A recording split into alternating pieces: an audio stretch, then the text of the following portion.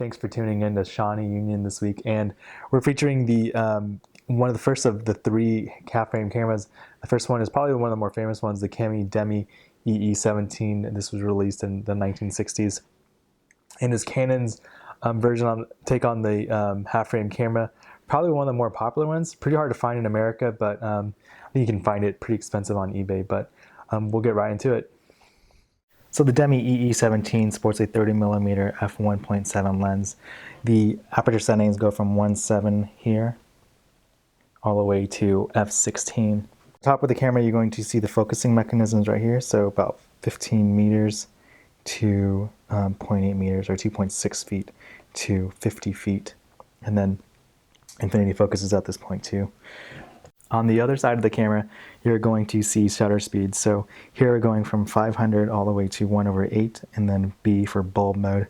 These two settings right here are kind of tricky, but this is normal metering, X2 and X4. So X2 and X4 are when you're using filters that may cut down a stop. So this is about 2 stops, that's about 4 stops. So that's what those are. On the top of the camera, you're going to see that this is the shutter button right there. This is the shutter winder right here. This one's jammed, so I'm not going to use it. This is the hot shoe, and this is the rewind knob. Bottom of the camera in there, you're going to see that that is the ASA selection. This is the battery socket, and right here is the rewind release.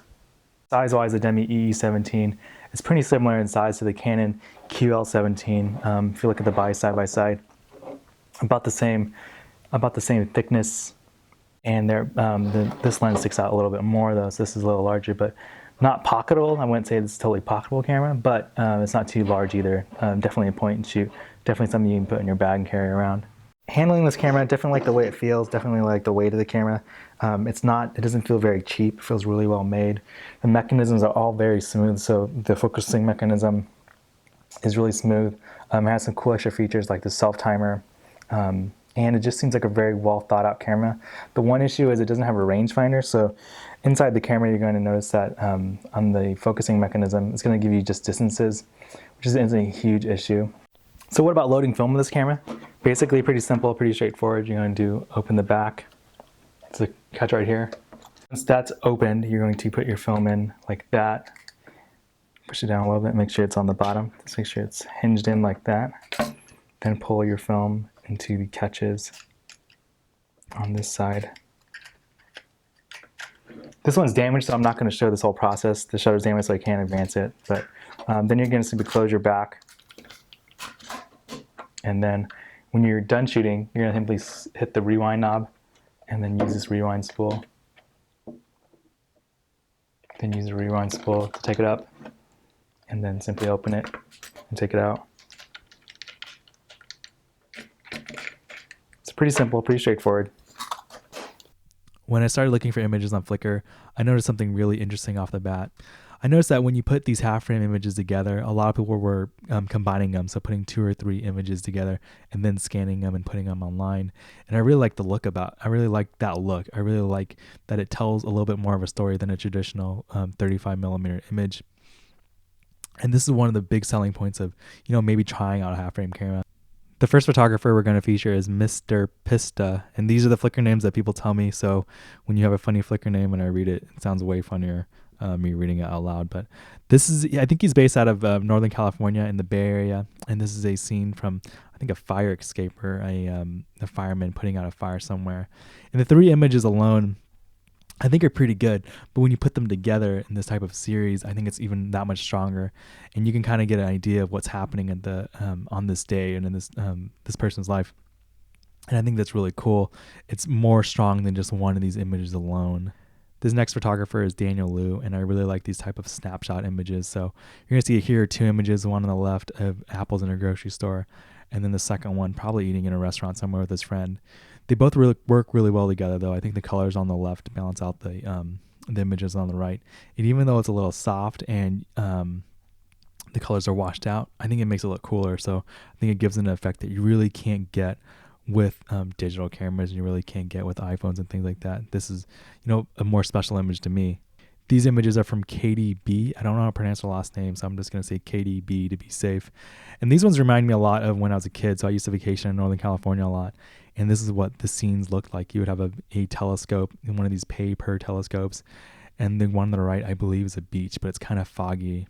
And her composition is really great. So really minimal, really clean. Her exposures, are really good. These aren't the crazy sharpest of images, but it really works well. And if you're photographing on a foggy day, this is probably what you're going to get. These are the images you're going to get. So this one's a little bit more moody, but I just really like the minimalism in it. And I really like the fact that it kind of reminds me of my childhood. So this is how I kind of grew up. Next photographer I'm a really big fan of, and it's Ben Martineau. I don't know where he's based, but he does a lot of travel photography, and he uses film, and he uses pretty cool cameras. So one of the cameras he uses is the Canon Demi EE17, and he just takes really great kind of lively snapshot photos. So here you're going to see a basic landscape photo on the right, and on the left it's going to be a snapshot, a travel snapshot. And it works well together. I like the colors. Even though the film is kind of faded out, the colors actually make it work better. So kind of just a nostalgic look and really well composed. And both of them being put together side by side, I think it makes it even stronger. So this is just a really cool job by Brian Martineau. The last one is from another funny Flickr name, No Name D, and another travel snapshot. So probably picking up on, I really like travel snapshots and I really like travel photography. And this one's that too. This is on the left is someone walking down a street, and on the right is this big building. And these are the kind of, the one on the right is something I would take. It looks like something I would try to take, but I think putting both of them together work really well. And it just shows, not only what's like on the street level, but what is it, in stepping back a little farther, looking at the scenery and things like that. And doing this, I think, gives you a little better sense of the city. So a lot of times when I shoot with film now, I'm trying to gain an experience. So shooting with film was a little bit more special than me than shooting digital. You have to think about your frames more often. And a Canon Demi or any half frame camera, you're going to be able to take a lot more photos. But the one really cool thing that you really can't do with a standard 35 millimeter is stack images like this and try to tell a story and try to play around with what you want to do. And I believe mostly people didn't do this in post. I think most people did this analog. So they took these photos in this order on purpose, straight out of the camera. And that's pretty cool. And I'm trying to get it. And I'm going to try to get this camera fixed so I can try some of these images and what I saw on Flickr was just really amazing. And I think it's really inspirational. So sometimes when you're shooting now with film, it's kind of a special thing on its own, and doing it in different ways and doing it from different angles, like shooting with a half frame camera, it's just something different, something that's going to expand your photography. So I hope you guys like this video.